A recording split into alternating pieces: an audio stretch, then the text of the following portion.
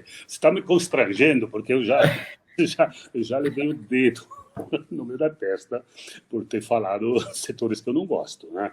E porque tenho amigos no setor, entendeu? Então, eu não gosto do setor, eu não gosto do setor que tenha pouca proteção.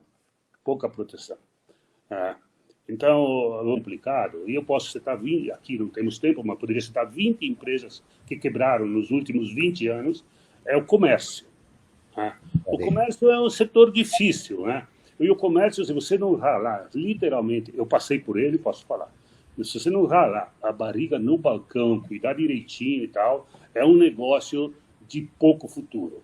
Agora está aparecendo aí alguns agregados para o comércio. O cara coloca um banquinho lá dentro, o cara coloca um comércio eletrônico lá dentro. Há ali uma tendência, talvez, de melhorar um pouco. Mas se vamos pegar os comércios tradicionais que existiam nos Estados Unidos, uma Macy's, aquela Neiman Marcus, aquela grande a Sears, foram tudo para o saco. Tá certo? Aqui no Brasil, Mapping, Mesbla, a Hermes Macedo, lá no sul, JH Santos, Impulso. Querida, é uma infinidade, né? Então, são dois setores, por exemplo, que não me agradam. Não é. E nós precisamos deles, hein? Não é que mas se eu tiver a opção em não investir em algum desses setores aí, por exemplo, entre outros, né?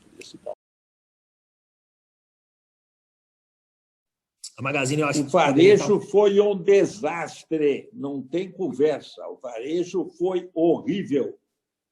O crescimento no Brasil esse ano do varejo vai ser -5, -7 ou -10. A Magazine Luiza, por acaso, subiu só de e-commerce 180%. Mas isso é caso isolado. O varejo é péssimo. Que não se vende no varejo maior, se puser automóvel, geladeira, não vendeu nada. Vendas nas próprias lojas, queda de 40%.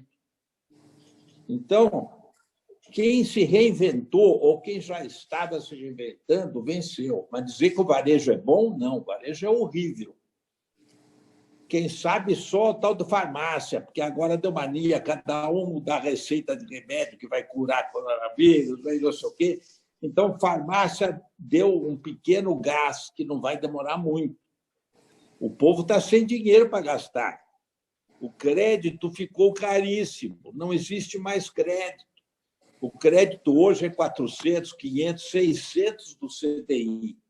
Quando antigamente falava em 110% do CDI. Hoje vale 600% do CDI. Quer dizer, dinheiro a 30%, 40%, 50% ao ano é o que vão cobrar das empresas boas. Porque o risco aumentou muito, a situação da empresa vai ser difícil, ninguém está pagando imposto, ninguém está pagando salário direito, ninguém vai pagar NPS. Então, dizer que o comércio é bom, não é. O varejo é horrível. A Magazine Luiza é uma exceção. As concorrentes dela, todas, a primeira hoje já chamou capital, a Centauro, porque se ela não chamar capital, ela quebra. A Via Varejo vai precisar chamar capital, porque não tem dinheiro para fazer estoque. Então, a situação é muito delicada do varejo. Então, você falar, vai comprar varejo? Não compra. Não é. Dizer, e o varejo está caro. Se pegar as farmácias, estão caríssimas. Não se sabe por quê. Mas estão. O povo gosta, o povo compra. Mas eu não recomendaria, vai comprar só de farmácia? Não. O único papel que saiu disso é pela competência e pelos últimos 5 anos gastar 5 bilhões de dólares, ou um número parecido com isso, ou 3 bilhões de dólares, em informática para criar um novo sistema de comércio. Quem não fez isso, as lojas americanas tentam fazer isso há 10 anos, todo ano põe próximo a 500 milhões de dólares de subscrição, o dinheiro evapora. O dinheiro evapora. Todo ano evapora. Tá passando, né? O varejo está passando esse momento delicado, as ações estão despencando, e aí os investidores ficam assim: será que eu vendo ação agora? Será que eu não vendo? Né? Será que como? Será que não? O senhor acha que depende da fase, por exemplo, a Itaúsa agora. O senhor vendeu porque, né, de repente veio essa fase, ou seja, vende porque está passando esse momento e você vendeu porque perdeu o sentido? Ou você acha que, por exemplo, nesse caso, a Magazine Luiza, por exemplo, está passando esse momento, o investidor deve vender ou não? Deve avaliar a empresa? Veja o que eu vou falar para você. Você e todos esses que acreditam no setor de varejo, eles são um pouco informados em termos de histórico, né? As empresas de varejo, pelo menos umas 40, quebraram. E as próximas quebrarão. Tá certo? Magazine Luiza, um dia vai quebrar. Eu não sei quando, mas ela vai quebrar. Tá entendendo? Eu não sou profeta. Estou falando em termos de histórico. Veja bem, quebrou o seu Gears, quebrou a Casa Centro, quebrou o Mapping, quebrou a Slooper, quebrou a Ultralar, quebrou, e mais que eu já nem me lembro, né? Há pouco tempo atrás, a máquina de vendas também está pendurada, né?